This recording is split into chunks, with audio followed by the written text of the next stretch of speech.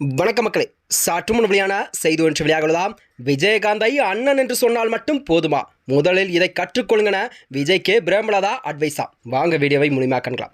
அதாவது தேமுதிகவின் பூச்சான பிரேமலதா விஜயகாந்த் அவர்கள் கிருஷ்ணகிரி மாவட்டத்தில் தனது சுற்றுப்பயணத்தை மேற்கொண்டுள்ளார். அப்போது மக்களிடம் பேசிய அவர், கரூர் பாதுகாப்பு கொடுக்க தெரியாமல் 41 பேர் உயிரிழந்ததாக சம்பவம் எல்லாம் தெரியப்படுது. இது தமிழகத்தில் வெறும் துயரமான சம்பவமாக இதை பார்க்கப்படுது என்று அக்கட்சியின் பூச்சான பிரேமலதா விஜயகாந்த் அவர்கள் தெரிவித்திருந்தாராம். அது மட்டுமின்றி அவர் கூறியதாவது, அன்று விமானமே பிடித்து வீட்டுக்கு சென்றவர் இன்று வரை வெளியில் வரவில்லை ஏன் என்று விஜய் கடுமையாக விமர்சனங்கள் எல்லாம் முன்வைத்துள்ளார் பிரேமலதா விஜயகாந்த் அவர்கள். அது மட்டுமின்றி விஜய் கண்டிப்பாக மக்களை நேரடியாக சந்திக்க வேண்டும். அவர் அறிவித்த பணத்தை கண்டிப்பாக உயிரிழந்த குடும்பத்துக்கெல்லாம் அவர் கண்டிப்பாக கொடுக்க வேண்டும் என்று அவர் வலியுறுத்தியிருந்தாராம். அது மட்டுமின்றி புஷ் ஆணையின் தலைமறைவு என சொல்கிறார்களே, ஏன் அவர் மறைய வேண்டும்? அவரை தூக்கிலிடவா போவார்கள் என்று எதையும் கண்டிப்பாக தைரியம் எதிர்கொள்ள வேண்டும் என்று அரசியல் தலைவர்களுக்கெல்லாம் புரிய வைத்துள்ளார். அது மட்டுமின்றி கரூர் சம்பவம் குறித்து இருதரப்பு மீதும் தவறு உள்ளது. இன்றைக்கு இவ்வளவு கட்டுப்பாடு விதித்தீர்களே, அதை ஏன் அன்றைக்கு செய்யவில்லை என்று அவர் கூறுகிறாராம். ஆனால் கரூரில் குறுகலான பாதையில் பேச அனுமதி கொடுத்தது யார்? ஆம்புலன்ஸ் அவர் கூறியதாவது, ஆம்புலன்ஸ் வாகனத்தை அனுமதித்து யார்? ஆம்புலன்ஸ் வந்ததால் தான் கூட்ட நெரிசல் ஏற்பட்டதா என்ற கேள்விகள் எல்லாம் முன்வைத்துள்ளார் பிரேமலதா விஜயகாந்த் அவர்கள். அது மட்டுமின்றி விஜய் பேசும்பொழுது யார் செருப்பு கல்வீசியது? இதற்கு கண்டிப்பாக அரசு பதில் கூற வேண்டும். இதுவரை செருப்பு வீசிய நபரை தான் அரசு கைது செய்யவில்லை ஏன்? கட்சி தொண்டர்கள் அந்த காரியத்தை செய்வானா?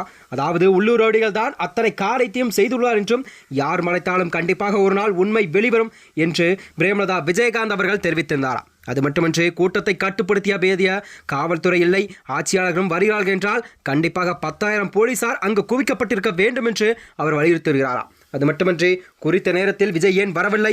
உங்களை பார்க்கத்தானே குழந்தைகள், பொதுமக்கள் மற்றும் அவர்களாவது தாய்மார்கள் உட்பட அனைவருமே காலை முதல் சாலையில் நிற்கிறார்கள். அந்த பொறுப்பு கண்டிப்பாக நமக்கு வேண்டாமா என்று அவர் எச்சரித்துள்ளார். ஏன் அரசாங்கத்தையும் காவல்துறையும் நம்பி நீங்கள் போகிறீர்கள்? உங்களை நம்பி வந்த மக்களுக்கு நீங்கள் என்ன பாதுகாப்பு கொடுத்தீர்கள் என்று நம்பி வந்தவர்களுக்கு தண்ணீர், சாப்பாடு, பாதுகாப்பு கொடுக்க வேண்டியது நமது கடமை என்றும் அவர் கூறியிருக்கிறார். ஏதோ கூண்டுக்குள் புகுந்து கொள்வதைப் போல அவர் பேருந்துக்குள் புகுந்து கொள்கிறாரே. 4 மணி நேரம் நின்று வரக்கூடியதானே விஜயகாந்தை அண்ணன் என்று கூறும் விஜய், அண்ணன் என்ன செய்தார் என்று கண்டிப்பாக அவர் கற்றுக்கொள்ள வேண்டும் என்று விஜய் அவர்கள் கண்டிப்பாக இதை பண்ண வேண்டும் என்று கூறியிருக்கிறாராம். விஜயை நம்பி வந்த அனைவருமே பாதிக்கப்பட்டுள்ளார்கள். இன்று வரை வெளியில் வராதது தவறு. கைது செய்தால் கைது செய்து கொள்ளட்டும். கள்ளக்குறிச்சி கள்ளச்சாராயம் குறித்து மக்கள் எல்லாம் செத்தார்களே, அங்கு இன்று சென்றவர்கள் ஏன் கள்ளக்குறிச்சி செல்லவில்லை?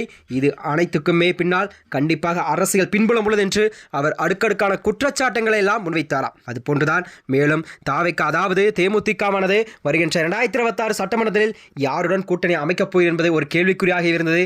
அதற்கு பதிலளித்த பிரேமலதா விஜயகாந்த் அவர்கள், ஜனவரி 9 கடலூர் மாநாட்டில் தான் நாங்கள் கண்டிப்பாக யாருடன் கூட்டணி என்பதை தீர்மானிக்கும் என்ற முடிவை நாங்கள் வெளியிடுவோம் என்று அவர் திட்டவட்டமாக கூறி வந்தாராம். மேலும் இது போன்ற வீடியோக்களை தெரிந்து கொள்ள நமது சேனலை மறக்காமல் சப்ஸ்கிரைப் செய்து கொள்ளும். நன்றி, வணக்கம்.